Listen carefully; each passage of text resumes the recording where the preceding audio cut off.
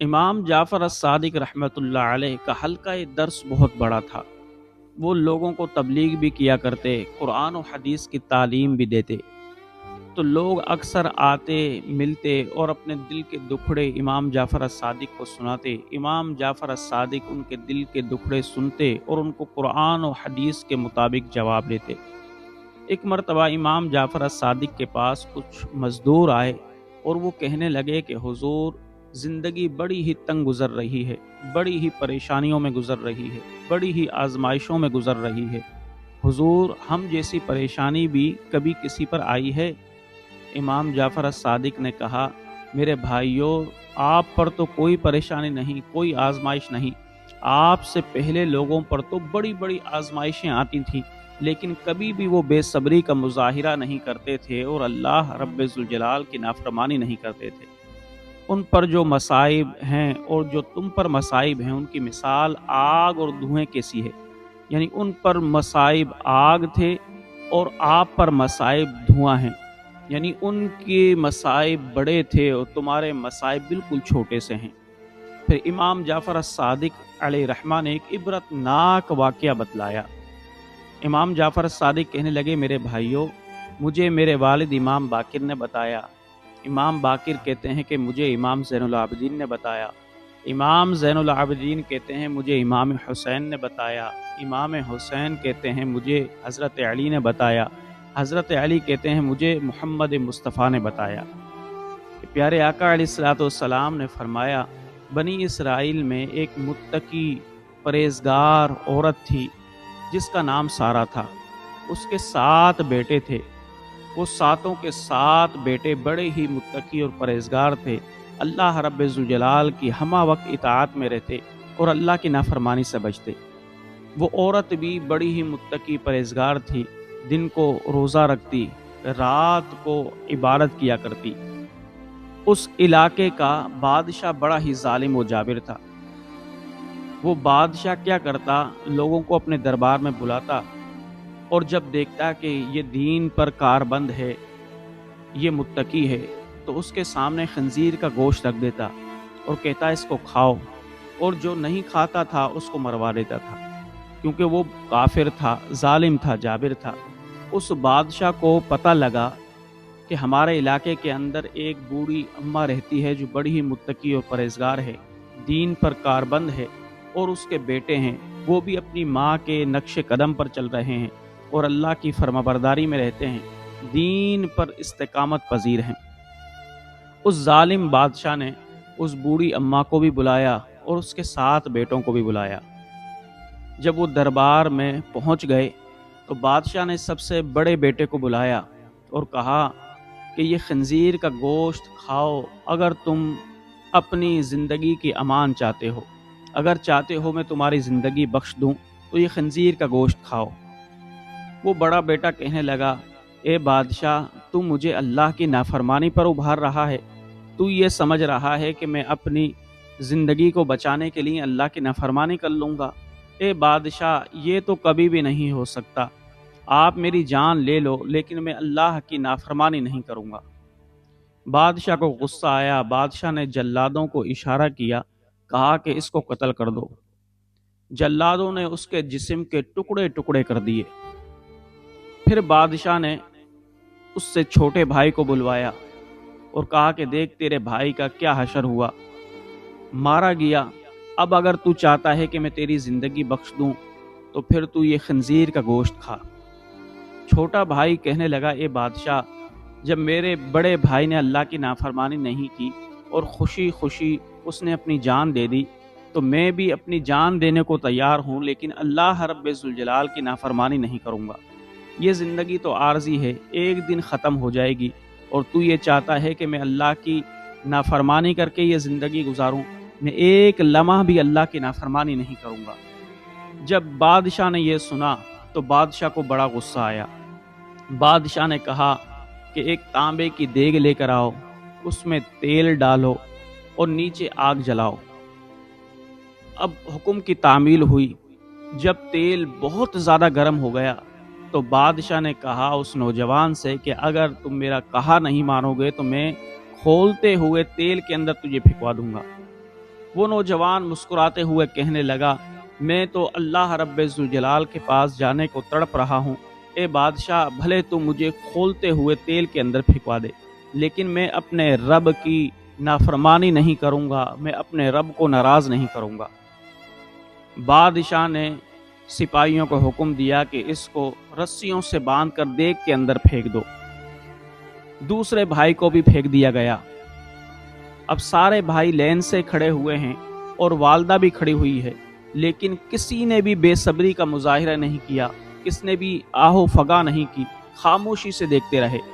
پھر بادشاہ نے تیسرے بھائی کو بلایا اور کہا کہ دیکھو، دو بھائیوں کا انجام دیکھ لو اور ان سے عبرت حاصل کرو۔ اب اگر چاہتے ہو کہ میں تمہاری زندگی بخش دوں تو یہ خنزیر کا گوشت کھاؤ۔ تیسرا بھائی کہنے لگا، اے بادشاہ، تو بڑا ہی ذلیل ہے، بڑا ہی خبیث ہے، بڑا ہی ظالم ہے، بڑا ہی فاسق ہے۔ تو چاہتا ہے کہ میں اللہ کی نافرمانی کروں اور وہ بھی تیرے کہنے پر کروں؟ اے بادشاہ، روئے زمین کے تمام بادشاہ یہاں پر جمع ہو جائیں اور وہ مجھے کہیں کہ میں اللہ کی نافرمانی کروں تو میں ایک پل بھی اللہ کا نافرمان نہیں بنوں گا۔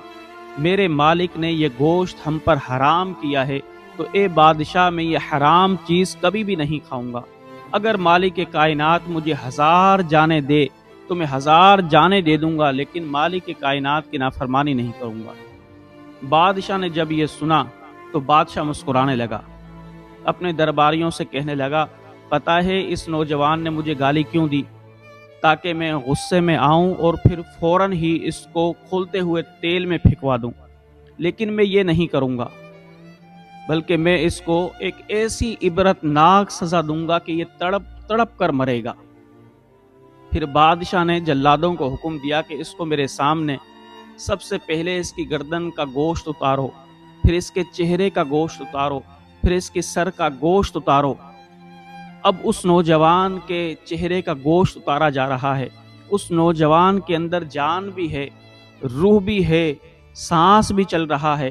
اتنی تکلیف اس نوجوان کو دی گئی، لیکن اس نوجوان نے ایک پل بھی اللہ کی نافرمانی نہیں کی، اور ایک دل کے اندر ذرا سی اللہ رب ذوالجلال کے بارے میں بدگمانی نہیں آئی کہ مالک کائنات، میں تیرا فرما بردار ہو کر بھی ایسی اذیت برداشت کر رہا ہوں۔ نہیں، بلکہ صبر اور شکر سے اس نوجوان نے بھی اپنی جان اللہ کی راہ میں قربان کر دی۔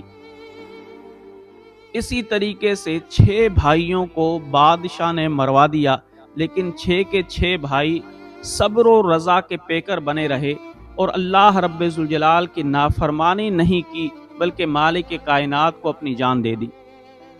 پھر بادشاہ نے جب دیکھا کہ 6 بیٹوں کو میں قتل کر چکا ہوں، لیکن کسی نے بھی میری بات نہیں مانی، تو آخر میں جب ایک بیٹا بچا 7واں، تو اس سے پہلے بادشاہ نے اس کی ماں کو بلوایا اور کہا کہ اے بوڑھی اماں، اگر تو چاہتی ہے کہ تیرا یہ ایک بیٹا بچ جائے اور تو اور تیرا یہ بیٹا خوشیوں بھری زندگی گزاریں، تو پھر تو میرا کہنا مان، اپنے بیٹے کو اکیلے میں لے جا اور اس کو راضی کر کے یہ خنزیر کا گوشت کھا لے۔